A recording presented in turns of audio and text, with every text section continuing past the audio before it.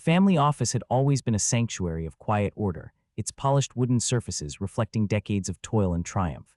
Today, though, the familiar stillness felt heavier, weighed down by the fatigue that crept into my bones after that morning's hospital visit.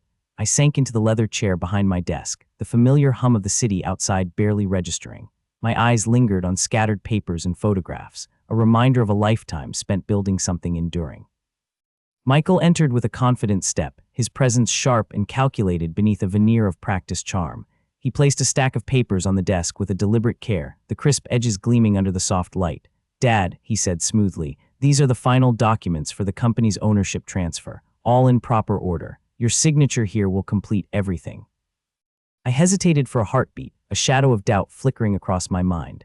But the man before me was my son, or at least the version I had trusted for years. That bond, the years of sacrifice, the shared dreams pressed down on me, urging trust over suspicion. My hand reached for the pen, the faint tremor revealing the weariness beneath my calm. I focused on the line, signing the paper without reading the fine print. The haze of exhaustion dulled my usual caution. Then the change came. Michael's easy smile slipped away, replaced by a cold, steel-eyed calculation. "The company is mine now, officially," he said, voice stripped of warmth. "It's time for you to step aside." The words hit like ice water, numbing and sharp all at once. My heart caught in my throat as disbelief surged through me. "What do you mean? You can't do this betrayal?"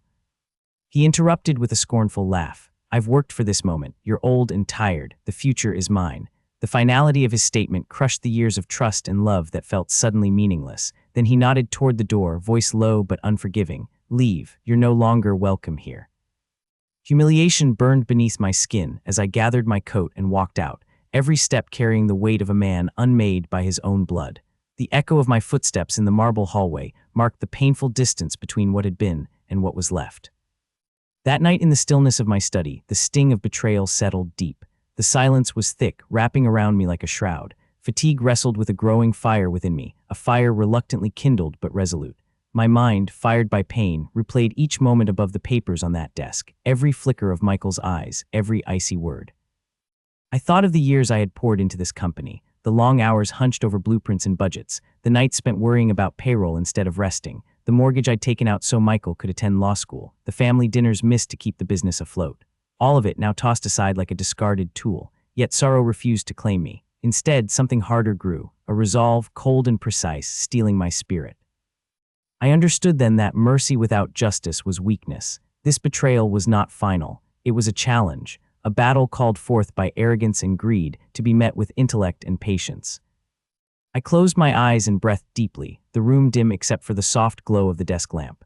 My fists clenched, knuckles whitening as clarity replaced despair. I was not a man to crumble in the face of such treachery. No, this was only the beginning. The son who had turned his back on everything would come to learn that wisdom, like steel, could cut deeper than any blade.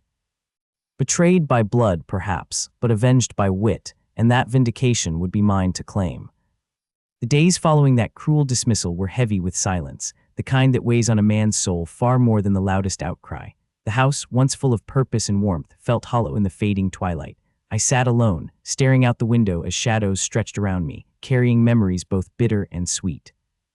That very house, every creak of its wooden floorboards, every framed photograph carefully placed on the shelves, told a story of relentless effort and sacrifice, all of it now marred by a son's ruthless betrayal. I found my mind returning over and over to the earliest days, those unyielding years when ambition was little more than a spark in a man's chest, and the company barely a whisper on the edge of possibility. I saw myself young and determined, hunched over blueprints sprawled across a rickety table in a cramped workshop, hands stained with ink and dust. The small apartment I called home then felt worlds away from this sprawling house, but it was here that the foundation of everything now lost was laid. During those earliest years, the lines between day and night blurred. There were nights when exhaustion gnawed at my resolve, but I pushed on, fueled by a stubborn conviction. Often I missed dinner with Maria, my beloved wife, whose unwavering faith kept the family grounded while I chased contracts and negotiated deals. Her hands would sometimes brush mine in silent encouragement, and those moments felt like gasoline poured on a flickering flame. The mortgage on this house was a burden affordably carried through sheer will, a promise I made so Michael could pursue his education.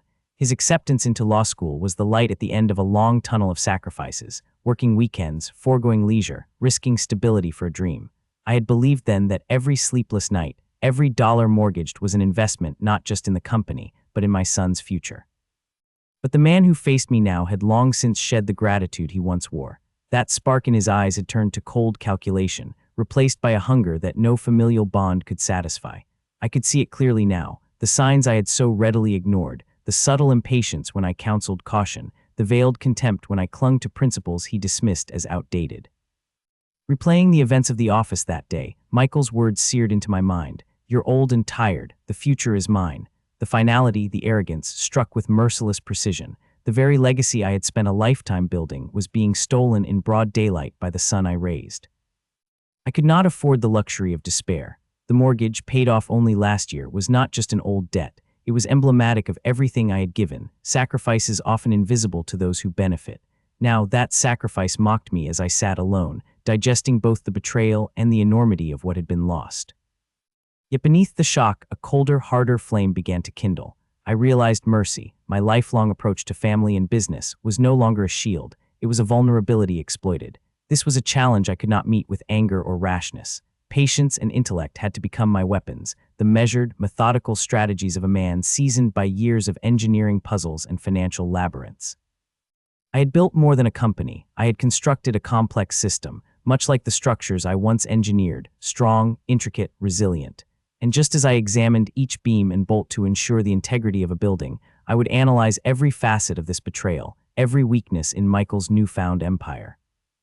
Old alliances and friendships came to mind, the colleagues and legal contacts I had aided in their times of need, connections forged on mutual respect and trust. They would be crucial in the days ahead. What Michael mistook for my frailty was actually a reservoir of experience and networks waiting to be called upon. Every night's work spent unraveling complex designs would now find a new purpose. I would delve into financial records with the same scrutiny, trace paper trails like an architect mapping hidden faults in a blueprint, and employ my knowledge of strategy not in a workshop, but in boardrooms and courtrooms. I reflected on the sacrifices once again, the missed dinners, the nights spent worrying over payroll rather than rest, the tension between provision and protection that defined my life. Each memory was a blade, tempered by endurance, cutting through the fog of hurt to reveal a clear path forward. As dawn's light crept quietly over the horizon, I no longer saw myself as the defeated man cast out of his domain. Instead, I was a man renewed, with a mind sharpened by betrayal and a spirit ready for the deliberate fight to reclaim what was his. I whispered softly into the stillness, a vow carried only by the rising sun. Patience is not weakness. Wisdom is not surrender. They will learn that the quiet strength of truth strikes deeper than any fury. The battle ahead would not be waged with rash anger or brute force, but with a precision only years of learning and pain could impart. It was beginning, this war of wills, of minds, and I would emerge victorious. The phone rang sharply, slicing through the quiet like a knife. It was an old friend, a trusted former business partner, someone I had helped in darker times, and who had pledged allegiance not just to the company but to me. His voice was heavy, loaded with news I had long feared. "It's worse than you thought," he said. "Michael isn't just after control. He's been rerouting funds, falsifying records, and working with some real shady characters to cover his tracks." A bitter emptiness washed over me. Not only had my own son stolen the helm, but he was steering this ship into a storm of deceit and danger. The walls of my study seemed to close in as the truth unfolded in my mind.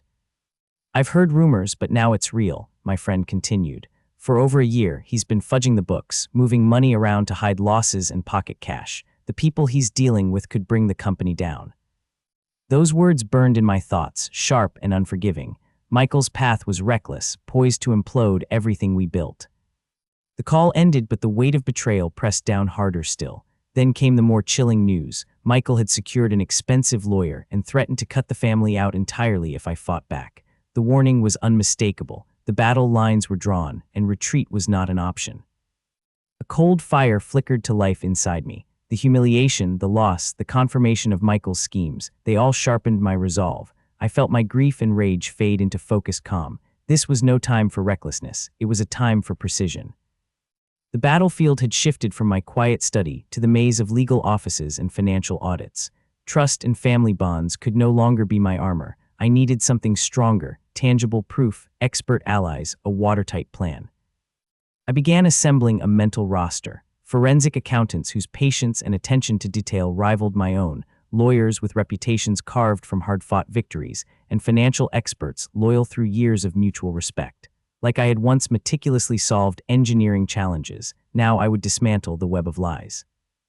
Years of scanning financial statements for inconsistencies had honed my eyes. I could spot a discrepancy the way an engineer spots a fault in welds or beams. Those ledgers would reveal their secrets beneath my scrutiny. Soon I would quietly alert regulators and auditors, people who despised corruption as much as I did. I knew their names, their standards, their dedication. I envisioned my first moves, freezing key accounts, forcing debts to be recalled, constricting the flow of illicit funds. These tactical strikes would crack Michael's carefully brewed mask, but I would keep my hand hidden until the time was right. Inside, an unfamiliar satisfaction rose. Michael's arrogance was his undoing. Where he saw power and entitlement, I saw cracks starting to widen. He was blinded by greed, an illusion of ownership based on nothing but bravado. I steeled myself not to rush. A blade, I reminded, is most deadly when it strikes precisely at its target's weakness, not with futile force. As my plans sharpened, so did my confidence. I was far from alone in this. The web of old friends, trusted allies, and loyal professionals stretched out before me, ready to support justice. Yet it was my own steady mind and experience that I counted on most, not memories, but refined skill waiting to be applied again. I anticipated confrontations ahead, Michael's rising panic, frantic calls, desperate meetings. His facade of control would crumble under steady, unrelenting pressure. In the loneliness of my house, I pledged to tear apart every deception, not with vengeance, but with necessity, to reclaim what was my birthright, built on sweat and sacrifice. This was no family quarrel anymore. This was war. And I was ready. More than ready, I was calm. I sat long hours at my desk, tracing every forged signature, every falsified ledger entry, connecting dots like an architect studying faulty foundations. The tangled web Michael had spun began to unravel beneath my gaze. In this methodical work, I found focus.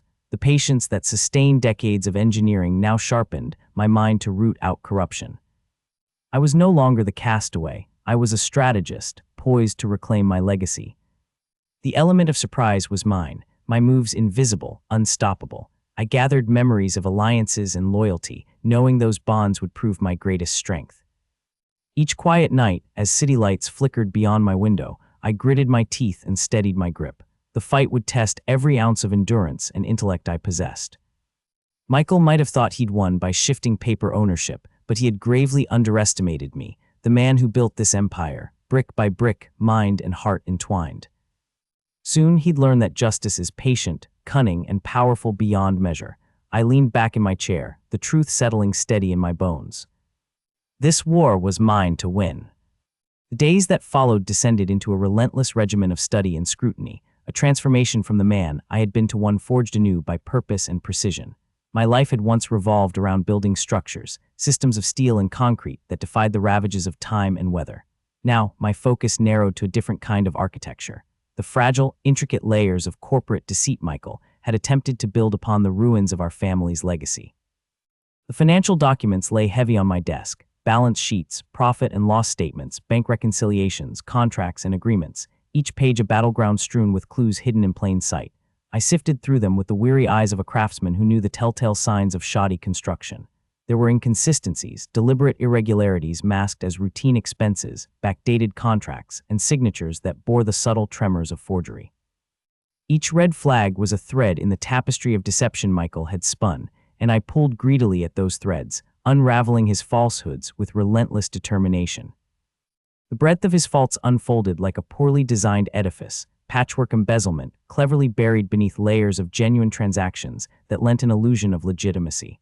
Funds funneled through shell entities, clients of dubious authenticity, and diversions of company resources into pockets that should have never received them. It was financial malpractice at a scale that shocked even my seasoned mind. Recognizing the magnitude of the task, I enlisted a trusted forensic accountant, a man whose reputation for unearthing corporate malfeasance was as unassailable as his discretion. Together, we delved into years of financial records, peeling back layers of falsification and carefully concealed breaches. The evidence mounted steadily, a damning indictment of the depth and breadth of Michael's betrayal. To orchestrate the legal offensive required a skilled ally well-versed in the labyrinth of corporate law. I engaged a shrewd attorney capable of dismantling complex frauds and defending truth against insidious lies. With her, I crafted a strategy as meticulous as any engineering blueprint. We mapped vulnerabilities and devised calculated strikes designed to dismantle Michael's empire piece by piece, quiet, surgical, unstoppable. Beyond the legal and financial arenas, I reached out through a network of personal and professional connections. Trusted friends within regulatory agencies and financial institutions became silent sentinels, prepared to act when the time was right. We initiated discreet investigations, auditing departments combing through records, client meetings transformed into inquiries, and the tracing of deals that Michael had hoped would remain in shadows. Every move was made with utmost caution, calibrated to avoid prematurely alerting him to the encroaching storm. The campaign unfolded like a masterful engineering project. No sudden upheavals or reckless gambits, but steady, incremental pressure designed to destabilize the foundation of deceit. Key bank accounts linked to fraudulent activity were frozen. Credit lines were called in methodically, debts demanded at precise intervals to prevent Michael's access to funds while maintaining the guise of routine corporate governance. Motions for audits were carefully timed, each one a calculated chisel strike against the facade of legitimacy. Throughout this arduous process, my thoughts often wandered to the house, our home, and the sacrifices it represented. The mortgage, a burden I had borne for years to provide Michael with education and opportunity, was a poignant symbol of the investments I had made in both family and future. Those memories did not stir bitterness, but instead steeled my resolve. He had forgotten that nothing of value came without toil, that entitlement without effort was a fragile foundation destined to crumble. Nights were long and filled with reflection. I reviewed every missed family meal, every sleepless night balancing budgets, every decision made to protect this company and those who depended on it. These sacrifices were the cornerstones of a legacy Michael had trampled, but which I was determined to restore. I envisioned the inevitable moment when Michael's composure would fracture, when panic would bleed into desperation. I imagined him pacing in his office, surrounded by lawyers, his perspiration betraying the facade of control. Phone calls would become frenetic, strategies hastily concocted. Confrontations were certain. When he finally faced me, accusing me of betrayal or cruelty, I was ready. My response was rehearsed in the quiet chambers of my mind. You chose this path. I am but reclaiming what was built with years of dedication and sacrifice. It was a confrontation I would meet without anger or hysteria. The calm certainty born of preparation and experience was my shield. This was not a battle of emotion, but of intellect and endurance. Legal motions unfolded methodically. Suspicious accounts froze under court order. The mounting pressure unsettled board members and shareholders alike, shifting the balance. Whispers of instability fluttered through meetings and elusive conversations, fractures appearing in Michael's once imposing facade. Behind closed doors, his empire trembled. Every new audit, every summons, every challenge chipped away at his dominance. His plans to conceal fraud unraveled, exposed by the patient, steady work of a man who refused to be defeated. My team of professionals, lawyers, accountants, auditors, brought order and clarity to chaos. Their expertise illuminated the shadows Michael had relied upon. What was once obscured behind tangled financial arrangements and forged documents became undeniable. I approached the unraveling of Michael's web as I had approached engineering's most daunting problems, with patience, precision, and unwavering determination. No detail was too small to escape scrutiny. Contracts bore the slightest irregularities, signatures exhibited inconsistency, and transactions revealed unexplainable patterns, the hallmarks of deceit. And through it all, I found a hard satisfaction. Michael's recklessness was evident, his hastiness his undoing. Where he had sought to conquer swiftly, I was intent on enduring patiently, methodically, and without mercy. This was justice as it should be, quiet, deliberate, and overwhelming in its finality. In my study, amid the glow of computer screens and the weight of accumulating evidence, I felt no triumph, only duty fulfilled. The company was more than a business. It was the manifestation of decades of labor and love. Michael had tried to claim it through deception and entitlement, but legacy could never be so easily stolen. The damage he caused went beyond finances. His greed threatened to shatter the reputation painstakingly built by generations before him. This I vowed would not stand. Each day the net pulled tighter. The once hidden truths bore light. The house of cards wobbled precariously. When the moment came to reveal the extent of the betrayal to shareholders and the broader world, it would not be a spectacle of sudden ruin, but the inevitable collapse engineered through strategy and truth. Michael would learn, finally and irrevocably, that a foundation built on lies and arrogance could not withstand the force of conviction and intellect. I was the architect of this reckoning, patiently restoring order from chaos. Piece by piece, the legacy would be reclaimed. The journey was far from over, but each step assured me that justice, slow, steady, and unassailable, would prevail. Legacy, I realized, was the work of a lifetime, and it was a work worth every sacrifice. The quiet war I had waged in shadows and behind closed doors now began to surface, shifting the very foundations of Michael's dominion. The first decisive move, a freeze on key bank accounts tied to fraudulent activities, was a quiet rumble that soon became a cascading wave of consequence. While the change was subtle to the outside eye, the impact within the company was seismic. Payments delayed, vendor relationships strained, confidence waning among those who once rallied to Michael's cause. The tremors spread inland through his network, and as those closest to him began to sense the encroaching storm, subtle murmurs grew louder. Regulators stepped up their scrutiny, financial watchdogs intensified their reviews, and creditors grew wary. There was no escaping the tightening grip of scrutiny.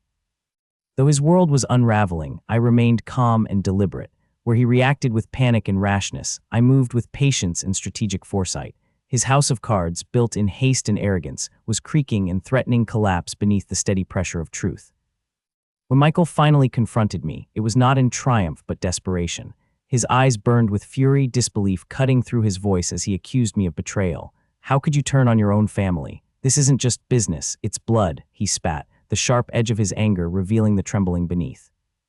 I met him with steady resolve, my voice calm and indisputable. "You betrayed the very family you claim to cherish, Michael. I am not here to punish but to restore what you have endangered. This is about justice and the legacy we are bound to protect." That conversation was a turning point. The confident heir, who believed the family fortune his by right, morphed into a desperate man whose empire was slipping through fingers once thought unbreakable. Meanwhile, every legal motion we filed advanced the campaign. Lawsuits uncovered forged contracts bearing Michael's careless signatures. Audits revealed suspicious transfers and falsified accounts. Regulatory agencies conducted thorough investigations that peeled back each veil Michael had used to cloak his misdeeds. The revelations were stark and disturbing. The effect rippled beyond the courtroom and the board of directors' meeting rooms. The shareholder meetings grew tense as trust eroded and whispers of distrust surfaced. Where once there had been blind faith in Michael's leadership, now there was suspicion and unease. Michael's veneer cracked further, his confident stride faltered, masked by hastily arranged meetings and side conversations. Calls grew desperate, strategies became frantic. My mind traced his every move. Phone calls late into the night, whispered plans in shadowed rooms, attempts to bluff and stall the inevitable reckoning. Amid this turmoil, I acted as an immovable force. I had long prepared for this battle, not with fury or haste, but with calculated, cold resolve. My patience was a weapon honed through years of challenges, and my intellect a shield that deflected his accusations. Each night, surrounded by stacks of documents beneath the soft glow of my desk lamp, I crafted my next steps. My team prepared motions that would last beyond courtroom battles, a lasting dismantling of the web Michael had so recklessly spun. Michael's network began to unravel too. Allies once loyal grew wary of the impending collapse, choosing silence or withdrawal over association. Friends turned cold, loyalty fractured, leaving him isolated. At home in the solitude of my study, I revisited memories that fueled my resolve, not bitterness, but a renewed commitment to right the wrongs. I recalled the sleepless nights behind progress reports, the sacrifices I accepted so that this company and Michael's education could flourish. These memories were the silent witnesses to a legacy threatened but not extinguished. Michael's empire began to fracture beneath the combined pressure of legal, financial, and personal betrayals. Debts came due, licenses were challenged, banks tightened their hold, investors reconsidered, and the reputation painstakingly crafted for decades wavered. This was no longer a simple power struggle. It was the fight to preserve a legacy bound in sweat, sacrifice, and resolute endurance. It was a reckoning for every moment I had endured for his benefit, a reckoning for the family, the employees, and the company that deserved better. I prepared to move from behind the scenes into the light of confrontation when the time was right. The crescendo of this long, strategic campaign approached, but I was ready. Evidence was solid, allies steadfast. The stage was set for a clear, undeniable unveiling of truth. Every step forward was deliberate, measured, a slow tightening of the noose Michael had spun for us all. I could anticipate his next move, but the advantage lay with patience and relentless focus, not haste. Michael had gambled recklessly, confusing entitlement with ownership. But ownership wasn't paper or signatures. It was years of sacrifice, labor, and integrity. He had built nothing but an illusion ready to collapse. And when the curtain fell, it would not be a spectacle of sudden ruin, but the inevitable defeat of arrogance by preparation and resolve.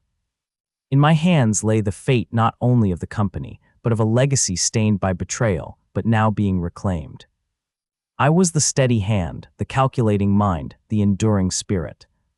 And this was my victory to claim, not with fury, but with justice and patience. As the city lights flickered outside my window, I steadied my breath, knowing that the war was approaching its decisive moment. Michael's reign was ending, and mine was about to begin. The day I had long prepared for came with no fanfare, no thunderous applause, nor dramatic entrances. Instead, it was marked by the steady arrival of people into the boardroom: shareholders, lawyers, auditors, and company executives, each carrying the weight of expectation, tension, and the quiet hope for resolution. The air was thick, charged with an almost palpable pause, as though the room itself held its breath for what was about to unfold. I entered the room purposeful and calm, every step a reaffirmation of the countless hours spent crafting strategy and gathering irrefutable proof. The polished mahogany table reflected the oppressive seriousness of the moment, while the eyes fixed on me varied from wary to eager, some skeptical, others silently relieved. The legacy we had built together hinged on this moment, this unveiling of truth. Clearing my throat, I began to speak deliberately, carefully guiding them through the labyrinthine evidence I had unearthed. Each document laid bare was a meticulously gathered piece of a greater puzzle: forged contracts, shadow accounts, unexplained transfers, the financial skeleton of Michael's betrayal exposed with clarity impossible to contest. Slide after slide, page after page, unfolded the extent of the deception. I presented testimony from witnesses who, willing or coerced, had observed the cracks forming beneath the surface, employees who had quietly noticed the irregularities, accountants familiar with patterns that deviated from norm, regulators scrutinizing the tangled web of falsifications. The auditors' voices rang out with the precision of cold fact. Their reports bore the hard numbers, variances and anomalies, balances that refused to be reconciled, signatures that did not match previous records. The room, once filled with anticipation and unfamiliar faces, grew silent, a shared understanding dawning that the injury was deep and real. Michael sat on the far side, his confident mask slipping with each statement. His jaw twitched, eyes darting between faces of those who had once been allies, now bearers of judgment. Brief moments revealed the man I once knew, the boy I raised, with flickers of regret and denial flickering behind his eyes, but the facade masked the depth of ruin betraying the man's spirit.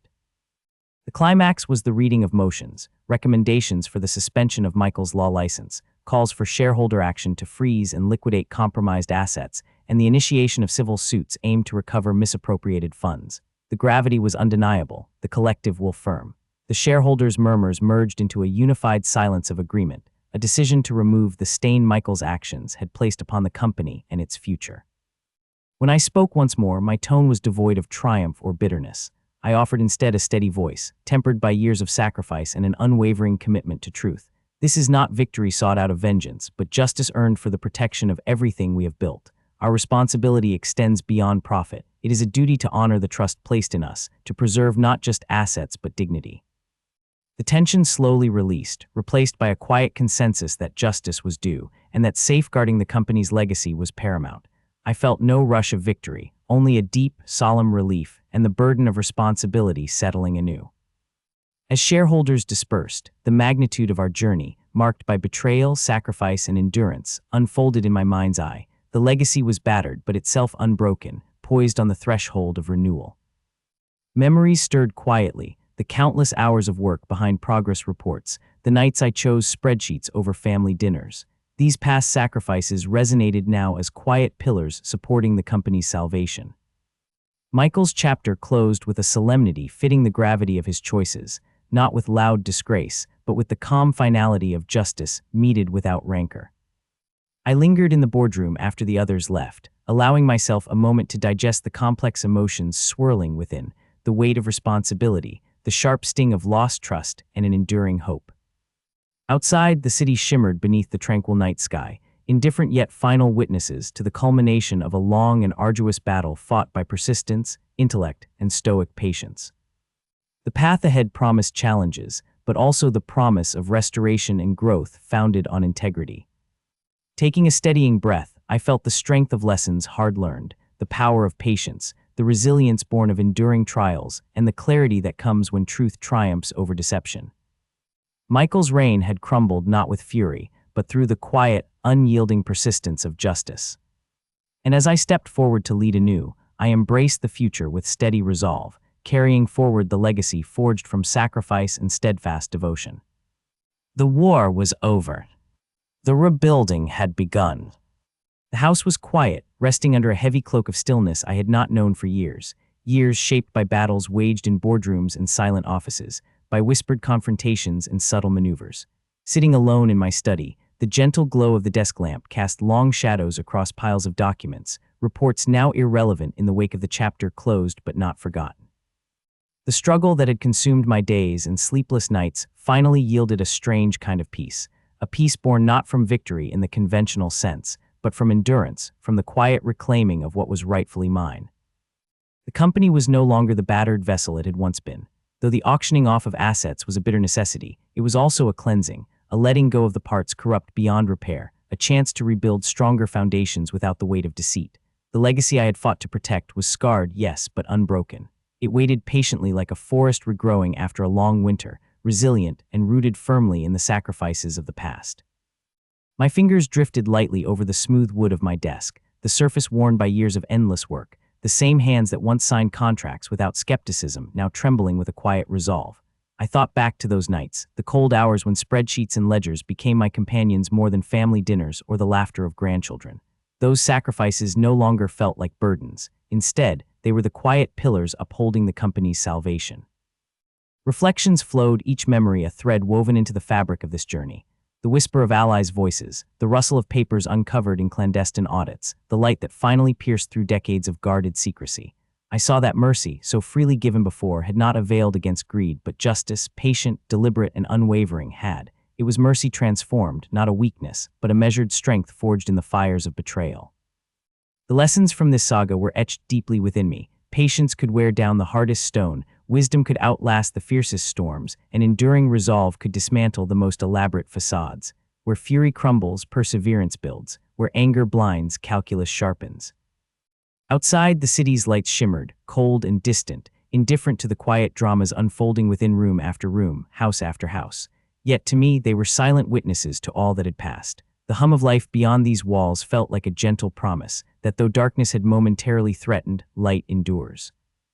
Michael's chapter had closed with a solemn finality fitting the gravity of his choices, not with loud disgrace or spectacle, but in the restrained cadence of justice meted without rancor. It was a closure that offered no satisfaction, only clarity. I lingered a moment longer in the empty boardroom, alone but not lonely, digesting the complex swirl of emotions that accompanied triumph tempered by loss, the weight of responsibility, the sharp sting of broken trust, and beneath it all an enduring hope, a fragile but real seed of renewal.